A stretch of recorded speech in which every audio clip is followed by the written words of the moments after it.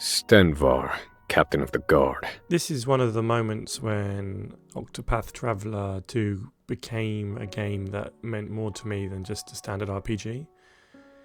It's when I realised that the storylines in it and the characters that are in it are multifaceted, extremely complex, mature, and enjoyable to kind of play through. In this story we have Oswald, who has been accused of murdering his wife and his young daughter by what used to be his partner in crime. And by crime I mean kind of research, and not the criminal sense, but that's where you find yourself imprisoned as a wizard who is misunderstood and feared in some sense compared to, say, other characters in this game. But familial death, betrayal, these are the things that I don't expect to find in what's quite a cute looking, kind of visually appealing game. One that kind of has the impression that it's a game that's meant for an enjoyable kind of romp through a fantasy land with magic, but actually there's a lot under this surface. And in my previous video about Octopath Traveler 2, on which I'll put a link in the description for those interested in my early ramblings, well, that's a game that it took me by surprise at that point. It was one that I still hadn't really kind of grasped the gravity and the texture of its story. But there's been a couple storylines now when I realised that actually this is a game far beyond its visual style. One that people should, if they haven't played, kind of consider. Those looking for depth, looking for an engaging story, looking for something that is very rare nowadays. It's so multifaceted in terms of how the characters interact with each other, and the combat system adds to obviously the richness and the thinking person's kind of approach to what's basically a turn-based RPG. These are unusual things that I'm still getting my kind of head around, and there's another story that kind of concurrently runs alongside this where they both interlink, which I'm not going to talk about because it's actually quite a shocking kind of example of how mature this game goes. But if anyone's been watching my clips on kind of YouTube in my shorts, you might have kind of seen an encounter from it. But this game is special, and I don't know whether or not it kind of maintains that through its lifespan. I'm about 20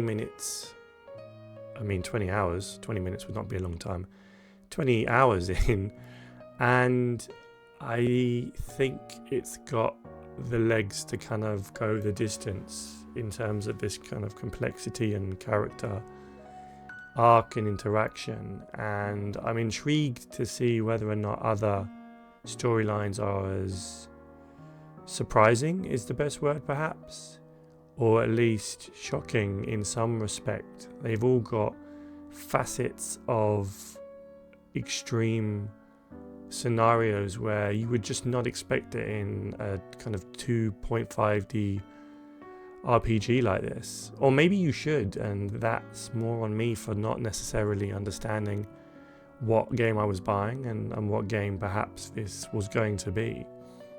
I've said before how I don't want to script my videos. I just want to give kind of honest, raw, sometimes harsh, sometimes open and welcoming kind of analyses of things that I enjoy.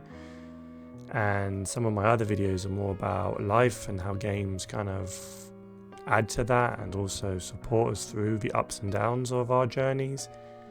But this one is more about actually the surprise I felt, and a recommendation, I suppose, for people who are looking for something more, something that isn't just your surface level kind of expose or fantasy affair, one that actually seems to be adding layers and layers more of interest and intrigue and questions and character.